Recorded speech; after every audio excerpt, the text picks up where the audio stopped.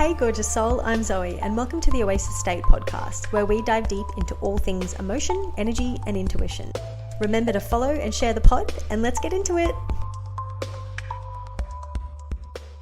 Hello gorgeous soul, and welcome back to another episode of the Oasis State podcast. Yay!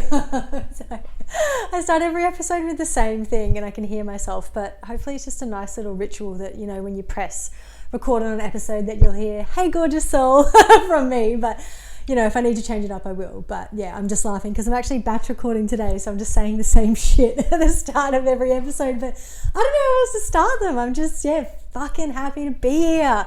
Thank you for tuning in. I just absolutely love showing up here and doing this like long form content. It just feels a little bit more intimate, a little bit more relaxed, and I hope you guys get as much out of it as I do. So yeah, let's get into today's episode. It's about social conditioning and why we should give a fuck about it. I am very heavily into the personal development realm, you know, the holistic counseling realm. Like if you guys have listened to any of my podcast episodes, you know what I'm about, you know, becoming an empowered woman, getting to know yourself, all of that. And in my journey personally, understanding social conditioning, how it's affecting me and how to decondition have been huge parts of my journey, but I actually don't hear that much on the online space about it. So I'm here to create a voice. All right, I'll put my hand up, I'll do it. And yeah, this has really inspired me because I last week created the content for the Oasis State Club so I've got different categories. So we'll do spiritual intelligence work and mindset work, etc. And I actually have a whole channel, I suppose, because it's a video library, so I'm just still trying to get the wording right, but I have an entire channel dedicated to the deconditioning process because it's been so huge for me. So I recorded those videos last week and it's just been floating around in my mind as I'm editing the videos and going on a walk, and I'm like, because the social deconditioning, or understanding social conditioning and the deconditioning process, I think happens quite early on, but you don't realize what it is. So that's one of the many reasons I've got it as a channel on my video library for the Oasis State Club, because it's so important. And if we're not aware of what's actually going on, you will identify social conditioning and then just end up being woke and angry. And you can totally be woke and angry for a little bit. It brought up a lot of emotions with me, understanding the way that society functions and the really intricate subconscious conditioning or unconscious conditioning that goes on. And it's habitual. It's like, yes, we can have these big waves and negatively charged emotions in response to seeing the way the world works and how we relate to each other. But if we're stuck in that frequency of being woke and angry, we're not going to be any help to anyone. So that's why I was so inspired to create the channel on the Oasis State Club and then record this podcast as well. So little plug before we start, if you're not aware of what the Oasis State Club is, it is my online membership platform for women who froth all these things that I talk about on my podcast: self-discovery, empowerment, alignment, emotional intelligence, navigating change, just all of that. So it's a membership where you can do your own self-study, have EFT and meditation tapping practices that help you integrate the self-study that you're doing, and then jump on like weekly calls and a private forum that we have to connect with other women and connect with me to get real-time support and inspiration. So it's really, really cool. I'm birthing that into the world at the moment. It will be, so you can jump on the wait list now if you're listening to this podcast, you know, in mid 2025 when I'm recording it, or the doors might already be open. And I highly encourage you to check out in my show notes the link to it. Check it out on my website, have a read and join the club, because you absolutely will not regret it. So thank you for listening to my plug. I still am. I've had my podcast for years, and yeah, it's still a little bit of a thing, just getting a bit salesy, but I back it. I back what I'm creating. I wouldn't create something that I didn't think has value. So thank you for listening, and go and check it out. And let's get into social conditioning. So what is social conditioning? You might have some awareness of it, or you might not, but we all are. Let's say if you're unconscious to social conditioning, you are victimized by it. But if you are consciously aware of this social conditioning process, then you can be empowered by it, and you can decondition, and you can remember that you are a sovereign being who has the choice to decide what level of conditioning, what programming you want available to you. So the programming I mean is the beliefs that we're living by, and our beliefs in our subconscious mind create our thoughts and our patterns and our emotions and our habits and our conversations and everything. So yeah, it's kind of a big deal, and I don't hear much about it on the online space. So like I said, I'll step up to the plate, I'll do it. Because it's been huge on my journey, and it might not be as huge for other people, but I think some of us can be really heavily conditioned and not understand what's going on, and it's really fucking uncomfortable. And like I said, when I realized everything that I'm going to mention in this podcast episode, I did get really jaded. I did really go down a woke and angry path for a while, and if you stay there, you're of no good to anyone. And yeah, I'm going to pigeonhole some people, but if you are aware of anyone in your life that is very identified as being a spiritual person, so i.e. they have a spiritual ego, they're like, yes, I do my cacao ceremonies and, you know, I meditate and all of that stuff, which is all great. But if they're there rejecting society and living out of their van and not using any of that, so when I say woke, not using any of our understanding, any of your level of consciousness to create value for yourself in this life and create security and create momentum in your life, then you are aware of social conditioning, but you haven't actively jumped on your deconditioning process. You're just woke and angry. So that's what I mean by that. And no disrespect to those people, that's where they're at in their journey. But I'm someone that's like, if I'm going to figure all of this stuff out, then I want it to be of value to me, and then I can pass it on to other people. So that is why your deconditioning journey is so important, because we can't just understand how society focuses and reject it. It's fucking stupid and annoying. I'm sorry. And I was one of them. So like, and there's no judgment. I'm just, like, you cannot exist in that space of having this awareness and not fucking doing anything about it and not alchemizing that pain into power. So that's what I'm passionate about. That's why it's on my video library for Oasis State, and that is why I'm recording this episode. So social conditioning is a very sneaky, very intricate, very subtle reward and punishment system that we all sort of rely on in the world. It's how we relate on a micro and a macro level with our relationships and in society. So, you know, and it creates our belief system. So it happens quite early on, and a lot of our subconscious programming happens really early in life, like literally before we're 7 years old. A lot of it is developed. And if we don't actively do that deconditioning work and that subconscious reprogramming work, then we will exist as a 20, 30, 40, 50 something year old person onwards. Didn't mean to be ageist, but we will exist as adults with the belief system of a 7-year-old or under. And a lot of social conditioning happens in that time. So social conditioning can happen with our parents, with our siblings, with our religion, with our teachers, with our education system, with our sporting clubs, all of that. We're basically, if you're unaware of what social conditioning is, you're walking around as a sponge, just absorbing everyone else's beliefs and habits and rituals and everything on a reward and punishment system. So that's how the social conditioning happens. Is just say your granddad had a really strong view about finances, and he would sit there and, you know, drill it into you over a cup of coffee about, you know, you might be playing with your toys, but your granddad's there talking to your dad about, the economy, there's not enough, you know, money doesn't grow on trees, all of this, you know, negative, limited and scarcity programming. If you're not aware of social conditioning and haven't actively done that deconditioning process, you will still be holding on to that belief that your granddad gave you when you were younger, because there's a reward and punishment system there. And the reward and punishment system is you are either rewarded with quotation marks acceptance by your community, so say your granddad and that acceptance in that situation, or you are punished by challenging that belief that he said. But when you're a kid, you don't give a shit. You're just playing with your toys in the background. But I'm just trying to give an example of how when we're younger, we're not aware of what social conditioning is, and it literally structures our entire belief system without us being aware. But the good part is that once we become aware of it, whether it's through this episode or maybe you've done a social deconditioning process and you just need reminders or a little bit of guidance, etc., it is our reminder that we have a choice to actually program our subconscious mind to have the beliefs that serve us. And it's not about being angry at our teachers or grandparents or whoever it was that's created the social conditioning that we have. It is literally an intricate part of how we're always relating to people. And as I mentioned, the punishment and reward side of it is Are we accepted by our society and those that are our caregivers and provide shelter and food and safety, as the example, when we're younger? Or are we punished and rejected because we challenge their belief? So we are wired to be pack animals. And when we were, in I was going to say medieval times, I suppose that counts. Sorry. But the example I was going to use is when we were cavemen and the saber-toothed tigers out there and woolly mammoths, etc.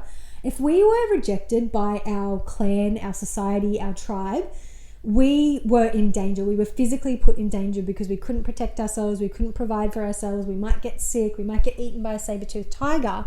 And that is the same reward and punishment wiring that happens in our nervous system and in our subconscious mind with social conditioning these days. But we don't have to live by that anymore. We have created enough autonomy and independence as individual people to have the freedom to have our own set of beliefs. And this isn't about getting hyper independent and wanting to get rejected by people, but it's inviting you to decondition from any beliefs that don't serve you anymore, that might have been gifted to you by a friend, a family, an education system, a religion. You get where it's all coming from. It's in our environment, our emotion, our osmosis, and our relationships around us create that. But it's like, the analogy is, it's like your granddad gave you a jacket with one belief and then you put that on, and then your teacher gave you another belief and you put your pants on. But if those beliefs don't resonate with who you truly are and tapping into your authenticity and what you want to believe and how you want to show up in the world and relate to the world, the jacket and the pants and everything that you've been gifted through that social conditioning, they're not going to fit you. They're not going to be your style. It's like asking someone else to dress you every day and them having no idea of your fashion sense. That's the analogy for social conditioning. That's why you feel uncomfortable, because you're wearing clothes, i.e. beliefs, that don't serve who you truly authentically are. And it's not about getting rid of every single belief. If the belief feels good to you and it feels like it's supporting you to become the best version of yourself, then keep honoring that belief. But I'm just saying that we can't just sit here as the highly energetic and intelligent beings that we are and not question everything. So that is what the deconditioning process is questioning our beliefs. And some signs that you need to start questioning your beliefs, or the social conditioning is having a negative effect on you, is if you're feeling depressed.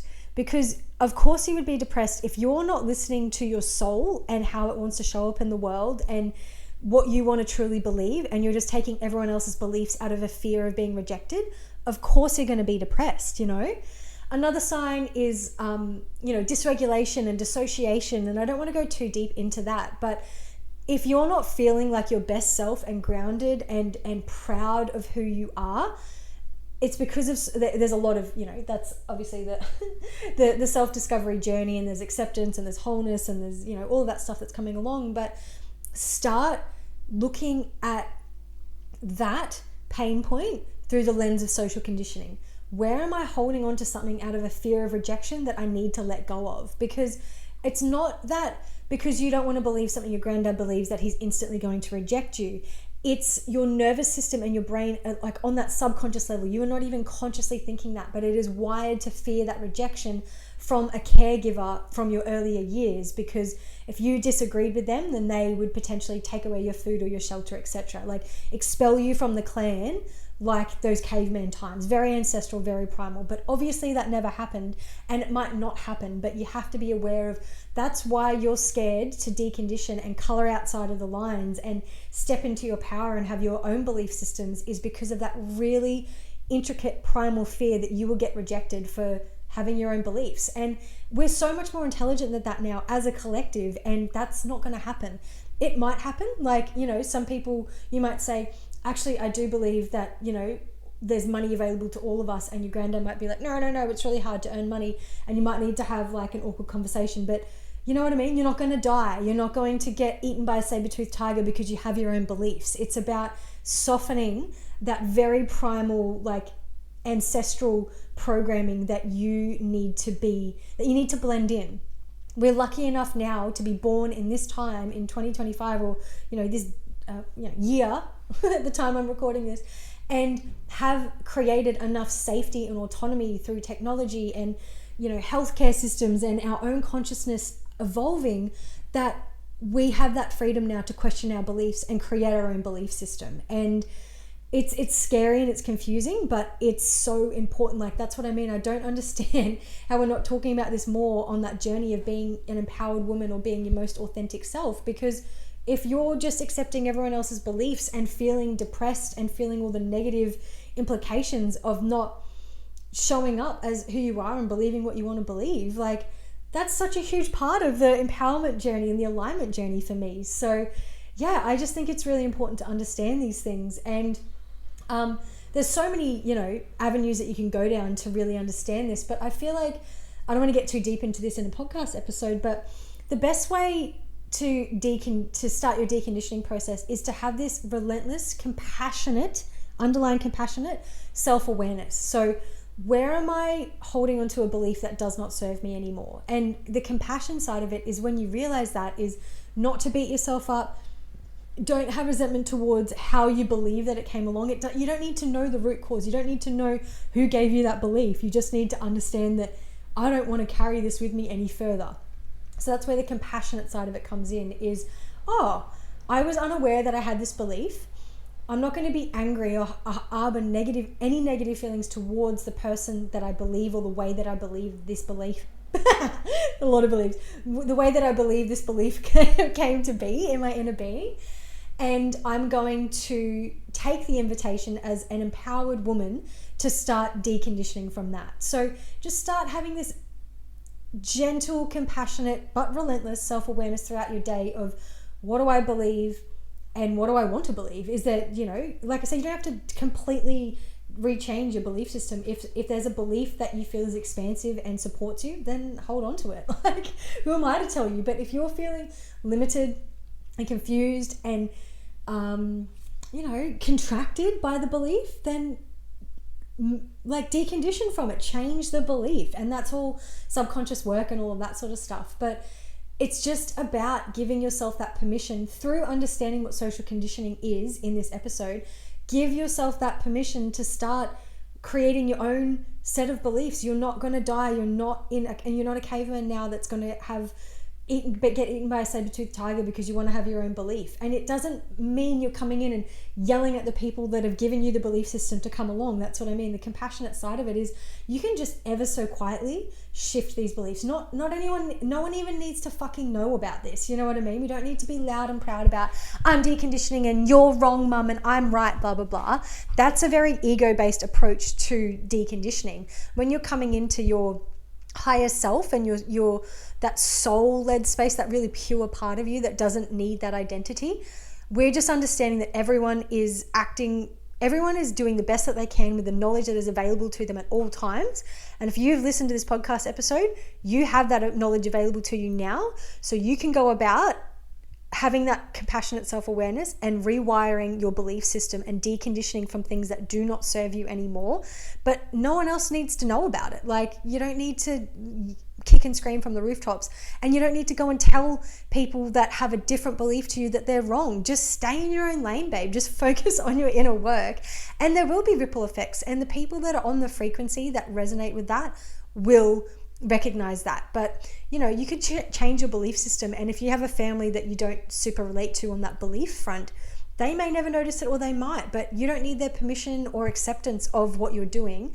It's about creating, I've said it a million times, but it's about creating a belief system that is important to you. And deconditioning, it's like we've got to rip out all the things that don't suit us and replace them with things that do suit us. And I think that's where some people get lost on the self-discovery, I don't know the right label for it, but that self-discovery journey is we just put new beliefs on the old beliefs. But just having that compassionate self-awareness to practice forgiveness and let it go and surrender and detach from the old beliefs can help the new beliefs take root a lot easier as well. So that's really exciting, guys. I think I'm going to leave it there. It's just one podcast episode, but there's so many little rabbit holes to go down with social conditioning. Hopefully you didn't hear that. There's a little message coming through. It's a little sign to finish the episode. But yeah, there's so